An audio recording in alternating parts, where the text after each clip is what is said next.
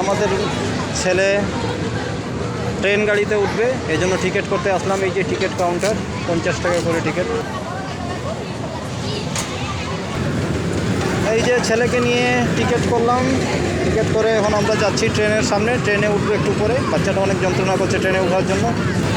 Train start হয়ে গেছে। আমাদের রাজপুত্র ট্রেনের সামনের সিটে বসেছে, ওই যে নীল গেঞ্জি পরে। এই যে দেখুন,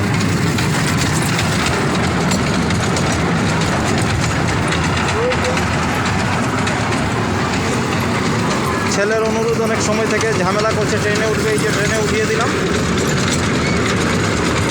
কারণ ট্রেন যাচ্ছে কমলাপুর থেকে আমাদের সিলেটের উদ্দেশ্যে।